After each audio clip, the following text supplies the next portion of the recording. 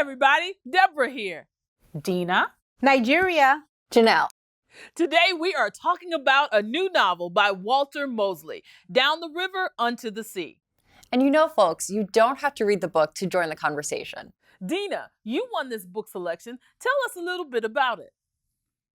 In Walter Mosley's new novel, Down the River Unto the Sea, a former NYPD cop, once imprisoned for a crime he did not commit, must solve two cases, that of a man wrongly condemned to die and his own. Joe King Oliver was one of NYPD's finest investigators. Until dispatched to arrest a well-heeled car thief, he is framed for an assault by his enemies within the NYPD, a charge which lands him in solitary confinement at Rikers Island. A decade later, King is a private detective running his agency with the help of his teenage daughter. Down the River Unto the Sea takes us on a wild ride that offers hard-boiled satisfaction while toying with our prejudices and preconceptions. The darker and uglier the story gets, the more Joe King Oliver comes alive. It is a fitting work for a world riddled with dark contradiction. Walter Mosley has done it again and left us lots to talk about. Great job, Dina. Well, ladies, are we ready? Yes. Grab your cups. It's time for The Tea.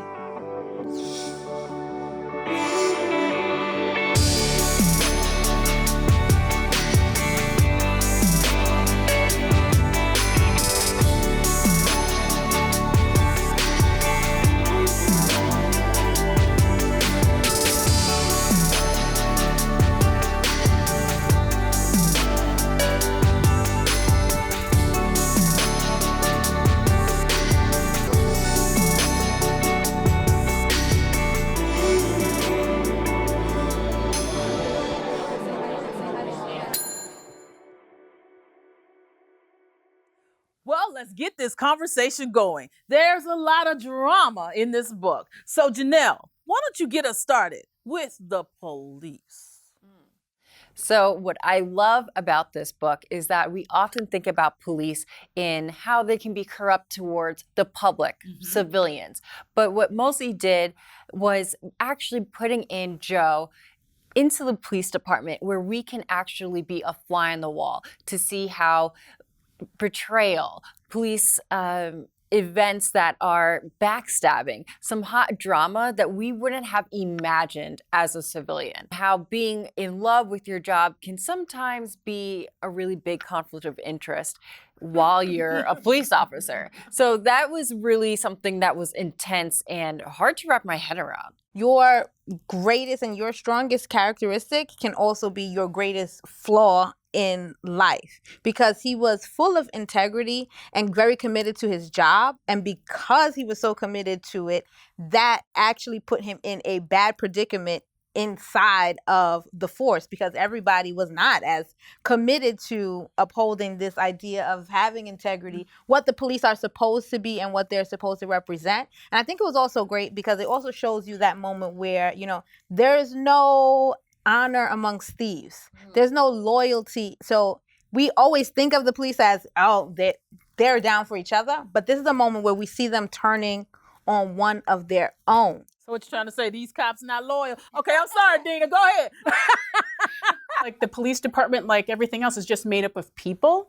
And so what got him on, you know, it made him unpopular in terms of his integrity also is what got him caught, because he had a personal lapse in his integrity, and that, you know, he took the bait in something. They set him up, but it wasn't like he didn't do it. He took the bait, and then he ended up getting, you know, in a bad predicament. But it wasn't just about that. That was about their personal connection they had established, which he was good at establishing personal connections, which was so that also made him a good cop. Which it did. You can't solve a crime without being in relationship with the people, you know, who are going to give you the information you need to get there. And so that was good. His observations and his ability to establish connections, again, it was a flaw, but it was also a strong point within him. He just didn't know how to manage it. That's why I said it's a lapse in judgment, which goes back to what Dina was saying.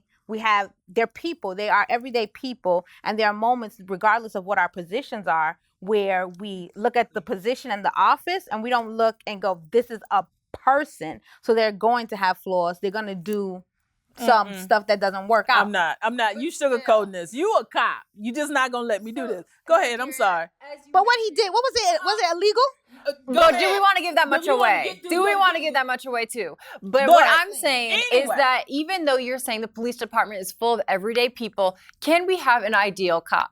Can we have some standards? What does that look like? If no person is perfect and you're supposed to be going out and protecting civilians, going back and doing just work, can we have a perfect police officer? As we see that Joe is bringing his all into this job. He's bringing it home. He can't disconnect.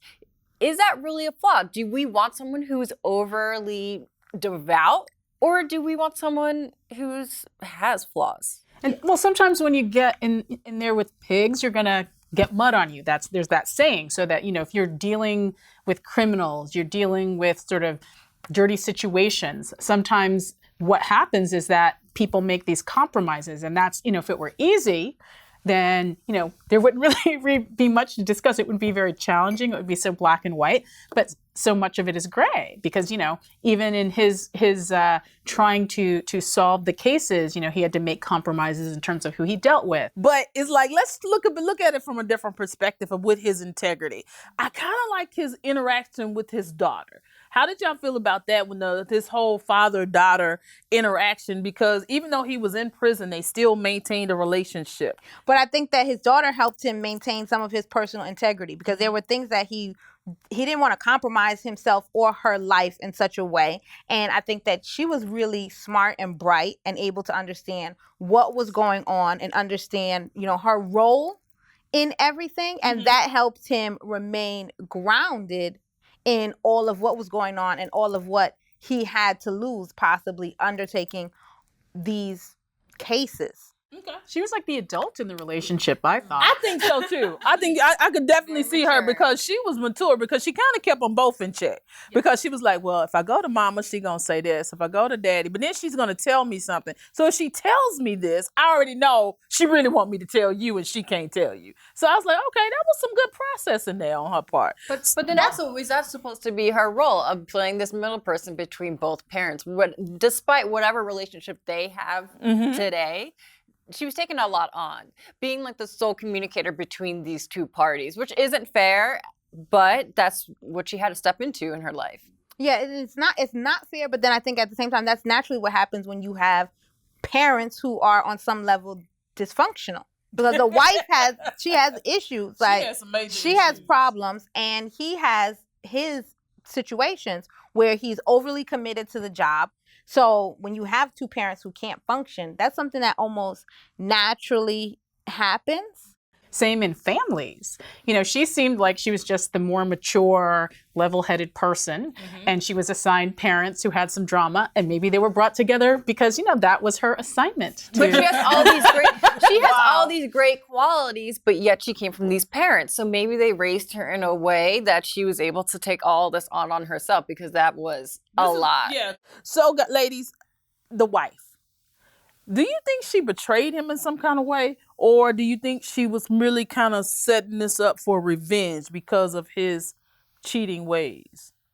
It was a little bit of both because I feel like she was aware. So you're aware of these kind of behaviors, you condone it, you've accepted it, and now this is almost a moment like, okay, now I can throw him to the wolves and I really don't have to do what I've been holding on, which is like so unhealthy. But it's like if you were that frustrated, you should have did something about it a long time ago. And then later on, you sit around crying. I can't stand people like that. You're like, oh my God, I can't believe that. That messed up your life. What were you thinking about like before all of that? If you had a problem, she should have dealt with it then. I don't think ruining his life. And then, I'm not going to say it. They need to read that part.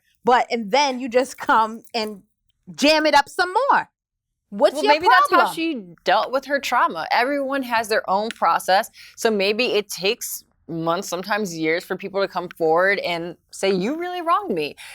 She kind of wanted revenge, yes, but maybe that's what she needed in her life. I'm not saying it's right, but that's what happens. We see it in the real world all the time. Because you know how we get. Once we say we done, no matter what's going on, you could be down for a whole lot of time. You won't get nothing on your commissary. I'm just saying, Well, I felt like the wife was a bit of a caricature of like the woman scorned. And, I don't know, what that was about. But like, I think it basically comes down to is that, institutions are run by people and, this is how people get down. I mean, I have a personal, experience dealing with family court and, police involved in family court and all sorts of things like that. And, I felt it was a very corrupt process. And I felt like it wasn't about my family at all. It was really about how I and the father could be used to help other people get money. And and when I stopped looking at the institution like, oh, you're supposed to protect me just because that's what it says on the wall, or protect my family, or protect my daughter, and like looking at it as people, I was able to maneuver through that successfully. But, it's corrupt. I mean, that's how some people get down in the world. I think as women, we tend to take on so much. Because I know I was in a relationship, but it's like, dude is doing what he said, not doing what he said he doing. And you can tell, because you see looks and you get the whispers behind. Then you start getting these weird phone calls or weird text messages. But then it's like, what do you do when that final text message or you see something pop up that's just not right? And it's like, you do kirk out. There are some things that fundamentally, when you know something about a person, she knows that in certain acts he was unscrupulous. What he was being charged for, she knew that wasn't him. That wasn't his nature. Stop it. But haven't you been in a situation where you knew good and well that might not have been, but that was your way of getting back at whoever had did you wrong? No, I don't set people up. When I got an issue, I do my issue. But it wasn't a setup, though. Was it really a setup, or was it just an opportunity to jump in?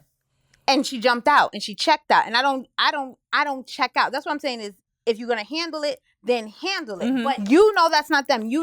That's not what they would do. So you're gonna seize this opportunity to just leave him in the cut just because you're upset. But that was her. But she had reached that point. That was her out. She kicked him when he was down. Way down.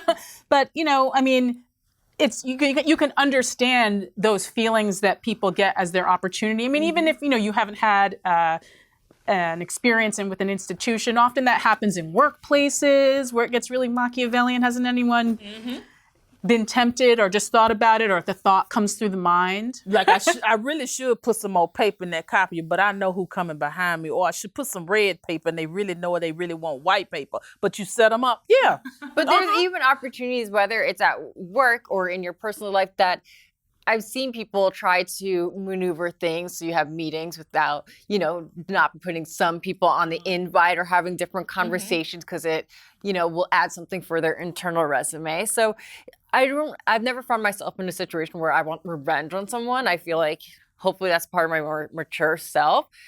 We'll see how it goes. It takes inch by inch, day by day. But what was happening in here, I can't imagine. Hopefully I'll never, ever be at this place with the ex-wife because that is just so dangerous. We're dark. Join the team. Get your friends in on the conversation. Who's telling your story? We are. The tea. The tea. The tea. The tea. Well, ladies, I think we have said a whole lot. But if we wanted to just jump off into one area that we really want to put our teeth in where this book is concerned, where do you think that would be? Integrity. Yeah. Definitely. That's the hot topic of this work in totally. Because it's the personal integrity and the integrity of the institution. And just to cover up what's going on, they were willing to sacrifice anybody so that it still looked like they had integrity. And then I think you'd also have to say integrity of relationships. Yes. And I think that's really strong. And it talks about not only relationships between a wife, integrity with the relationship of a best friend. Yes. And how you bring in the exes and the new people all together in that whole dynamic. Are there any other places? Also integrity between coworkers, because I feel like when you're a police officer, you're in these dangerous situations. You're doing, even if you're not in the field, just being in the office where it's a lot on the line. That's integrity on a whole different level integrity between friends. And then also you can't forget his daughter, because she just definitely plays a big part of the book. You can relate to her, and we just need to not forget those parts as well. I have to totally agree, ladies. Well, I think that we're in a time now where we're seeing people who are iconic, that we worshiped, who represented certain things, Harvey Weinstein, Bill Cosby, fall because of issues of integrity, how they appeared on the outside and what was going on in the background. Charlie and they Sheen too. Charlie Sheen. Yeah. Yeah. They might Well, have done and good then things. Like, how do you perception. balance, what Yeah. are they then? Are they good? Are they bad? Which is it? And then again, that goes back to my TV life and my real life. Which one do you want to see? Join the team. Get your friends in on the conversation. Who's telling your story? We are The Tea. The tea. The tea. the T.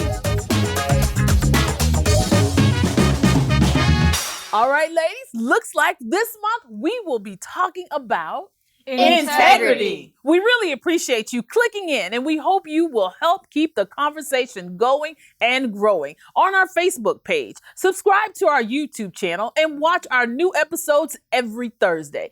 And remember, everybody, who is telling your story? The T.